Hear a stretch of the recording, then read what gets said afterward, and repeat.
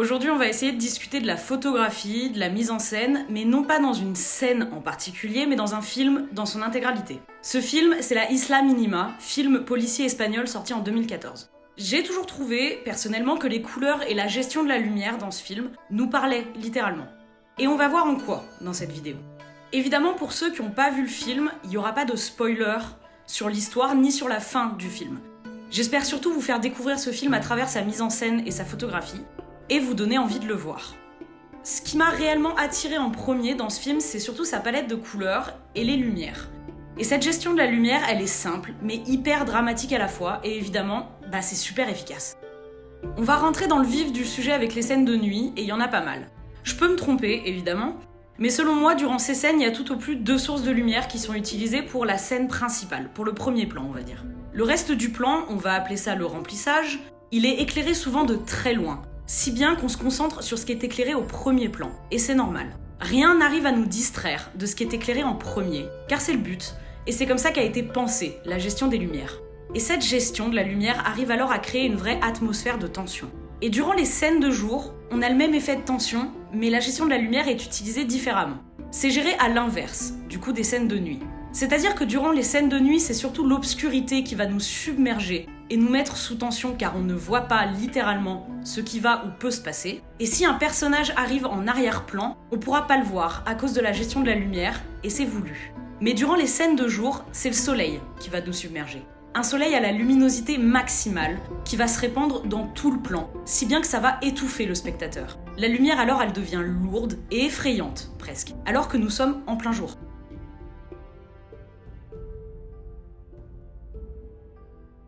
En plus de la lumière qui va créer la tension du film littéralement, la composition des scènes et des plans est étudiée pour procurer le même effet. On a plusieurs plans qui vont revenir dans le film sans que ce soit redondant. On va avoir des gros plans où le personnage va remplir tout le cadre, avec un autre personnage flou derrière, qui va donner cette impression d'étouffement, où personne n'est jamais seul, c'est-à-dire que comme lui, nous ne voyons pas ce qui se passe derrière. Ou du moins, on le voit très mal. On ne fait que deviner. Mais il y a aussi les plans larges, ouverts mais très minimalistes. Et de ces plans, il y a un sentiment de vulnérabilité et de solitude qui se dégage. Les personnages n'ont rien autour d'eux. La menace peut venir de tous les côtés. Les personnages sont seuls au milieu de rien, des paysages sublimes mais totalement vides.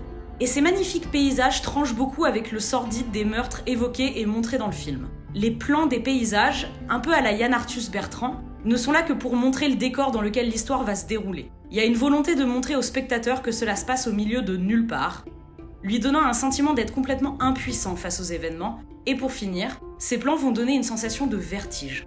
Alors il y a quelque chose à noter dans le film, parce que si la photographie elle flirte avec le cinéma américain, moi ça m'a beaucoup fait penser à True Detective par moments, la scène de la course-poursuite en voiture reste extrêmement minimaliste et sans effet particulier.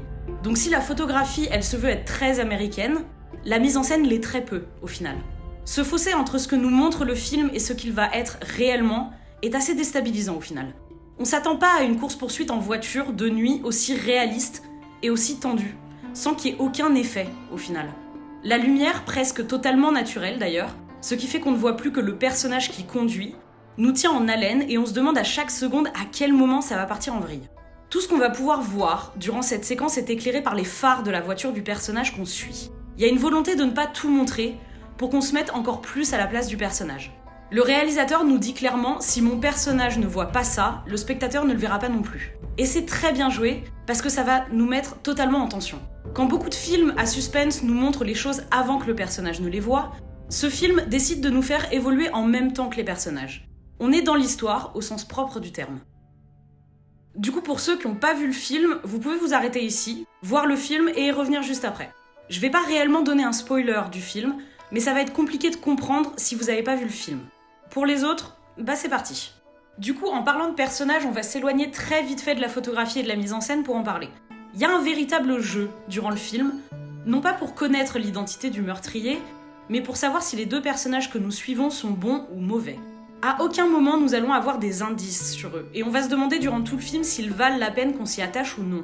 Une espèce de montagne russe où à chaque fois qu'on pensera être sûr de quelque chose sur eux, le film va nous montrer l'inverse.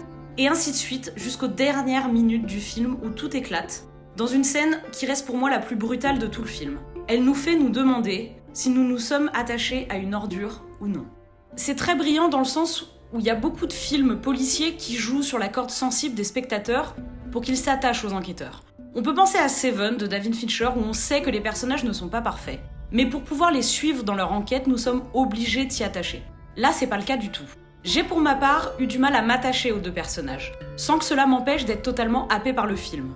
Et c'est assez rare pour le souligner. À la fin du film, je me suis rendu compte que l'identité du meurtrier et ses motivations n'étaient absolument pas le sujet principal du film. Non pas que ça ne m'intéressait pas, mais j'ai pas eu l'impression que le film traitait réellement de ça. C'est comme si l'enquête était une excuse pour nous parler du travail de la police au sein du contexte historique dans lequel l'histoire est.